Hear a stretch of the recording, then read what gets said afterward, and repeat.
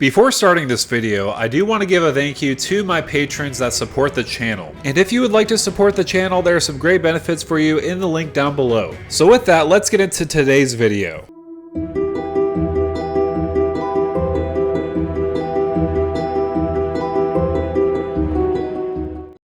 Hey, what's going on YouTube? This is Devin coming back at you with another video today on PubStomp MTG. So with this video, I decided to take another look at Brenard Ginger Sculptor in a high-powered setting for Commander.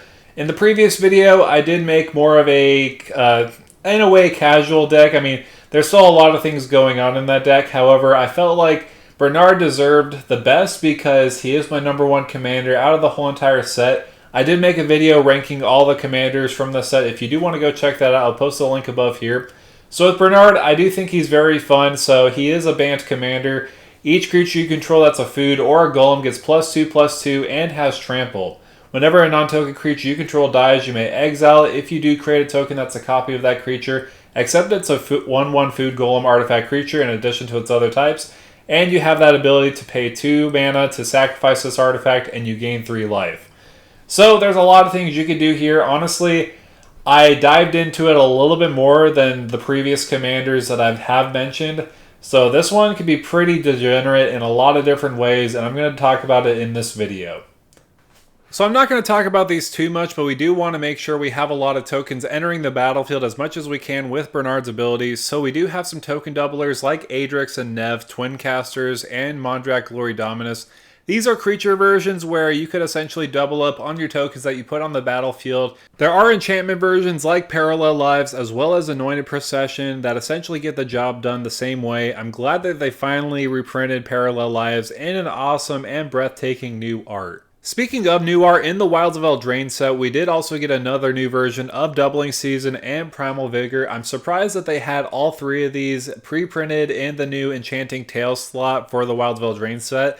But here we are, and these are excellent in the deck because, again, they will also double our tokens on the battlefield. And on top of that, we do have some counter synergy, so we'll double up on those as well with Doubling Season and Primal Vigor. So the big reason why I wanted to add so much token doublers in the deck is because Brenard is making token copies of creatures that are dead that we do have on the battlefield. So we could take advantage of that, and especially their ETBs, so that we could further our agenda to win the game by destroying our opponents with a bunch of food tokens on the battlefield. Outside of token generation, there's many ways where we could take advantage of our tokens so that we could get the benefit of them. For example, going wide with tokens by having Curiosity Crafter. It has that ability of you have no maximum hand size, and whenever a token you control deals combat damage to a player, you draw a card. So if you have 5 tokens on the battlefield that we swing combat damage with, we're going to draw 5 cards, and that no maximum hand size ability is pretty incredible because the more tokens we do have on the battlefield, the more we're going to draw and the more cards we do want to keep in our hands so that we could further our agenda of winning. Another way we could draw a ridiculous amount of cards is using Oron Frostfang and Toski Bearer of Secrets. They essentially have that same ability of whenever a creature you control deals combat damage to a player, you draw a card.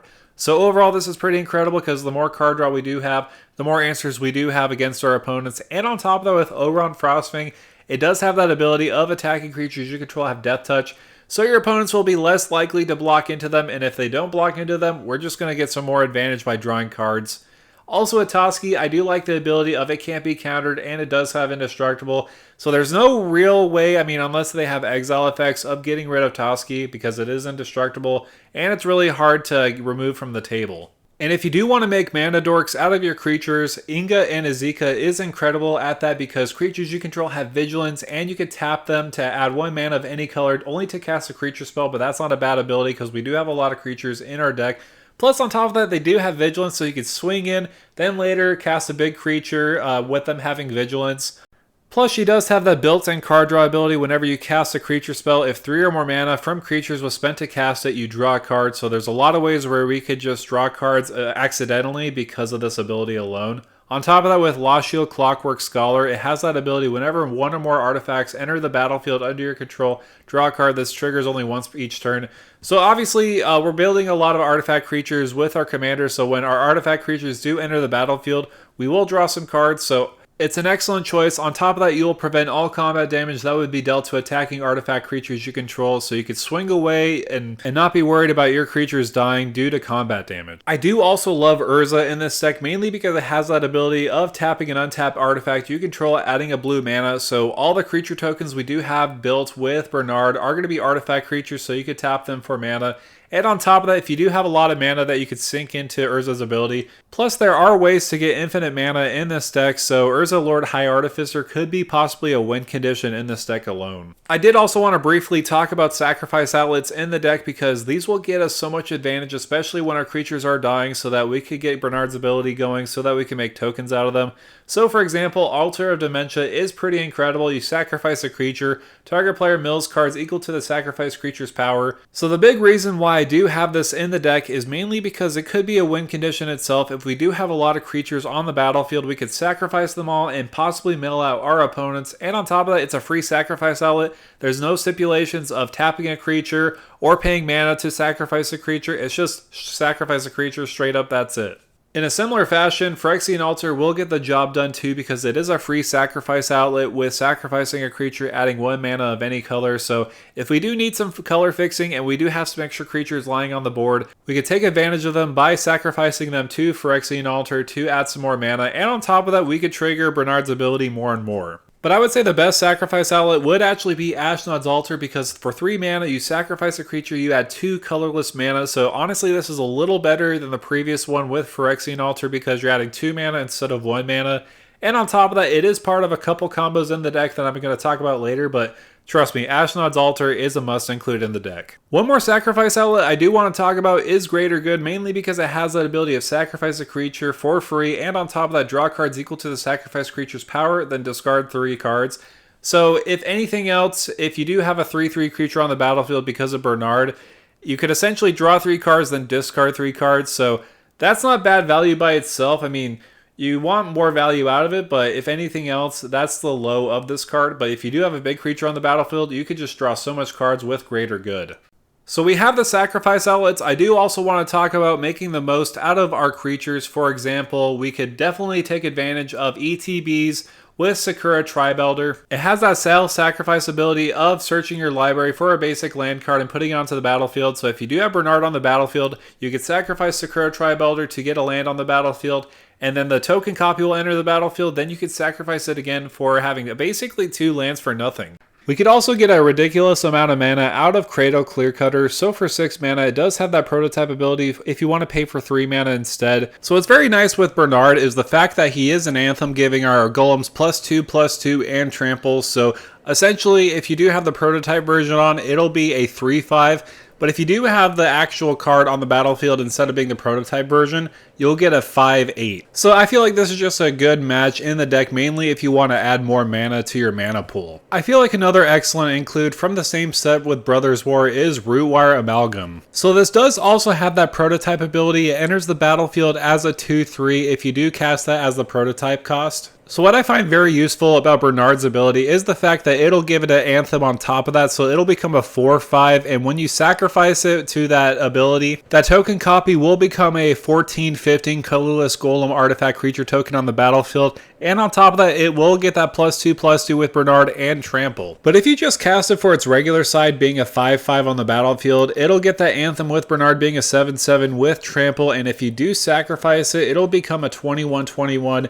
Also, on top of that, with Brenard's ability of giving it +2/+2 and trample. On top of that, it will get haste, so this is pretty powerful in the deck because you'll get 2 uses out of this golem with Brenard's ability of making a token copy of it when it dies. However, I believe one of the best cards in the deck that you can make use of Brenard's ability is Avenger of Zendikar, mainly because it has that ETB of entering the battlefield. You create 0/1 green plant creature tokens for each land you control, so if you have like 5 lands on the battlefield, you'll make 5 0/1 plant creature tokens. Also, Avenger of Zendikar does give that landfall ability, putting 1/1 counters on each plant you control whenever a land does enter the battlefield. But what I find most useful about this is there's a little bit of a synergy with Mystic Reflection because it has that ability, choose target target non-legendary creature. The next time one or more creatures or planeswalkers enter the battlefield this turn, they enter as copies of those chosen creature. So I've really only pulled this off a couple of times using Mystic Reflection with Avenger of Zendikar in Commander games, but how this essentially works is you're going to play Avenger of Zendikar, and on the stack, when it enters the battlefield, you will cast Mystic Reflection targeting Avenger of Zendikar.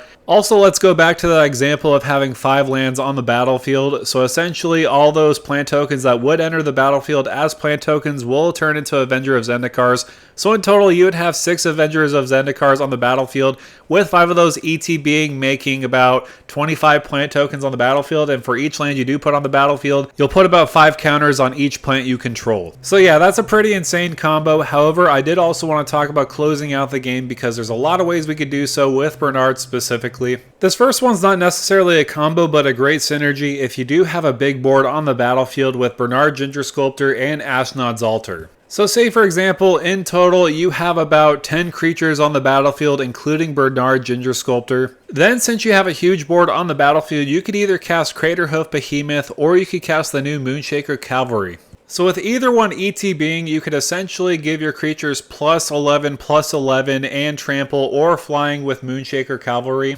Then if you really want to inflict the damage, you could essentially sacrifice one of those to Ashnod's Altar to put a copy token with Brenard's ability on the battlefield. Say for example, Craterhoof entered the battlefield again as a Golem food token. So with my example, our creatures would get +22/+22 and trample with the Craterhoof. And we could swing away with a huge amount of damage as long as your opponent doesn't have Cyclonic Rift or they don't have Settle the Wreckage.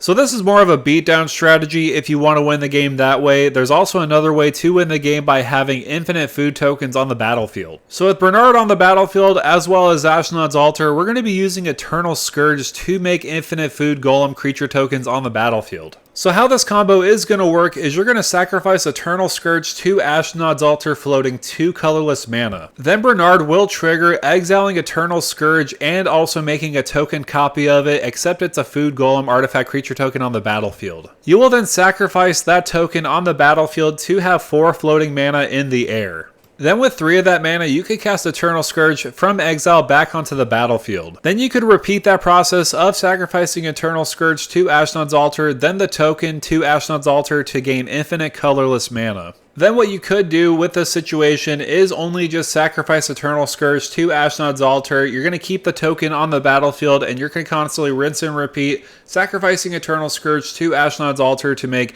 infinite golem creature tokens on the battlefield. And if you want them to have haste, you could use Concordant Crossroads to give all creatures haste. Also, if you really want to send a message, you could dump all that mana into Finale of Devastation, giving all your creatures, for example, a million, and haste. You could also search your library for a Craterhoof just to really kick the players while they're down. So yeah, I feel like overall this is a pretty interesting way to win. I mean, like with infinite mana using Eternal Scourge, not even from Food Chain, but from Ashnod's Altar is pretty interesting overall. So with that said, I want to thank you guys so much for coming by and watching this video on Brenard, Ginger Sculptor. I know I made a video previously on Brenard, but again, I wanted to make more of a degenerate deck with him because he just looks like a very fun commander in my opinion. I feel like it's going to be the best and most popular commander out of the whole entire Wildsville Drain. But let me know down below in the comments, am I wrong? Do you feel like this is kind of a weird way to build them? Let me know. I'd like to hear your thoughts. Also, make sure to like, share, and subscribe to the channel. And with that out of the way, thank you for stomping by.